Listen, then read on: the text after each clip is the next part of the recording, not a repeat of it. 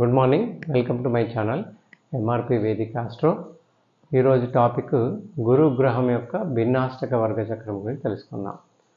ఏ జాతకుడి యొక్క details, birth details like ఏది మన లగ్న చక్రం కానీ అష్టక వర్గ పాయింట్స్ టేబుల్ కానీ మనకు తెలుసుకోవాలంటే ఆ జాతకుడి యొక్క బర్త్ డీటెయిల్స్ని ఆస్ట్రాలజీ సైట్స్లో మనం ఇన్పుట్ ఇస్తే మనకి ఈ డీటెయిల్స్ తెలియజేస్తాయి అన్నట్టు.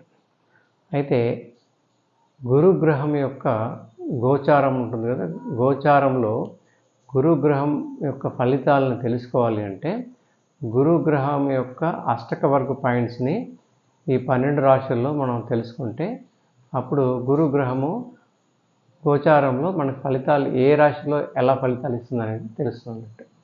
అలాగే గురుగ్రహము మనకి గురుగ్రహం యొక్క దశ అంతర్దశ టైంలో ఆ గ్రహము మనకి ఫలితాలను ఎలా ఇస్తుంది అనేది తెలుసుకోవాలంటే ఒక రకంగా గురుగ్రహము ఏ రాశిలో అయితే ఉందో మన జన్మ జాతకంలో ఆ రాశిలో గురుగ్రహ అష్టక వర్గ పాయింట్స్ ఏవైతే ఉన్నాయో ఎన్ని పాయింట్స్ ఉన్నాయి దాన్ని బట్టి గురుగ్రహము దాని దశ అంతర్దశలో ఫలితాలు ఎలా ఇస్తుంది అనేది మనకు తెలుస్తుంది అన్నట్టు.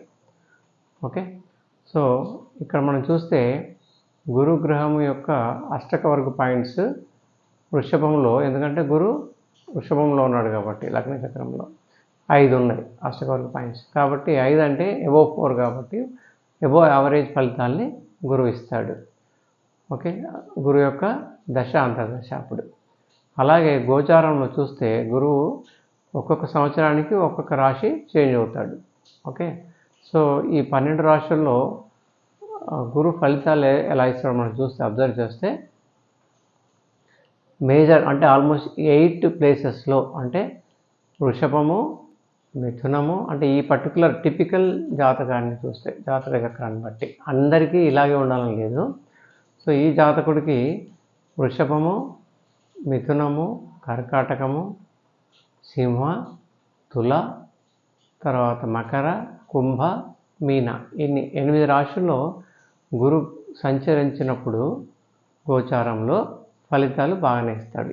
8 అంటే 66%, అంటే దగ్గర 70% ఆఫ్ ది టైమ్ ఈ జాతకుడికి మంచి ఫలితాలు, పాజిటివ్ రిజల్ట్స్ని ఇస్తాడు.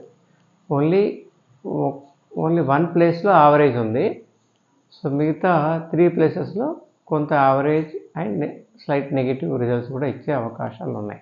ఓకే, సో ఈ టిపికల్ జాతకాన్ని బట్టి ఇది రిజల్ట్స్ అన్నట్టు. బట్ అదర్వైజ్ ఆల్సో మనం చూస్తే గురుగ్రహం యొక్క అష్టక వర్గ పాయింట్స్ టోటల్ చూస్తే ఇక్కడ మనకి 56 వస్తాయి అన్నట్టు. ఎవరికైనా కానీ గురుగ్రహం యొక్క అష్టక వర్గ పాయింట్స్ టోటల్ చేస్తే 56 వస్తాయి అన్నట్టు.